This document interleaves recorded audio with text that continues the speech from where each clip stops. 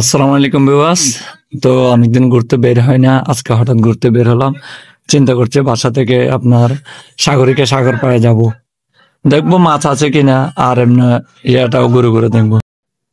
তো একটা রিক্সা নিয়েছি, রিক্সায় করে যাচ্ছি চট্টগ্রাম জরামের চৌধুরী স্টেডিয়াম দিয়ে।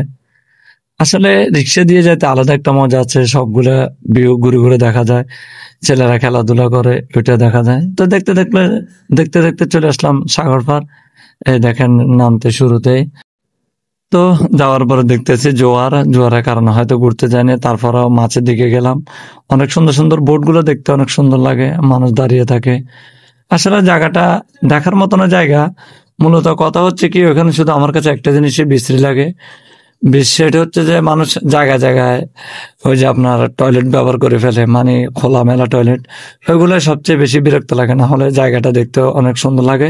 সাগর পার হলেও হয়তো এটা পর্যটন এলাকা না, তারপরে দেখতে অনেক সুন্দর লাগে।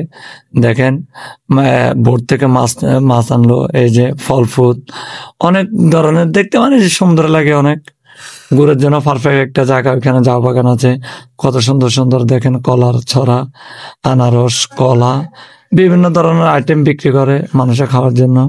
কুশারের রস, আপনার আচার, অনেকজন অনেক কিছু বানায়। তো তাই নিয়ে ছোট্ট একটা ব্লগ করার চেষ্টা করলাম। তো মাছ বাজারের দিকে যাচ্ছি। আসলে মাছও আছে, কিন্তু মাছ যে পরিমাণ দেখতেছি ওই পরিমাণ মাছের দাম অনেক বেশি হচ্ছে।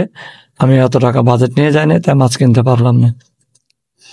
তো দেখতে দেখতে আবার একটু সামনে দিকে গেলাম, সামনে দিকে দেখতেছি ওরা জাল বানতে আছে। অনেক ভালো লাগলো জায়গাটা।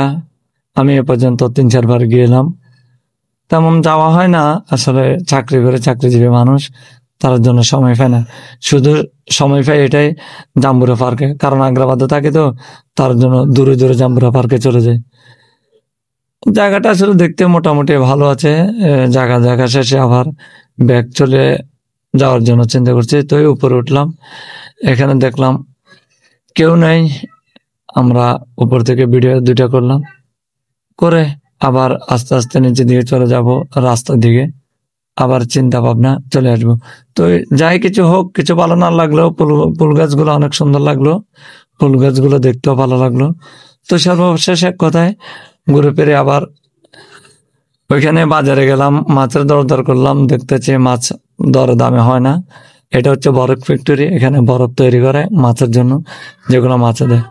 তো আজকের মতো এতটুকু, আবার বেড়ে চলে আসতেছি। সবাই ভালো থাকবেন। আল্লাহ হাফেজ। আসসালামু আলাইকুম ওয়া রাহমাতুল্লাহি ওয়া বারাকাতুহু।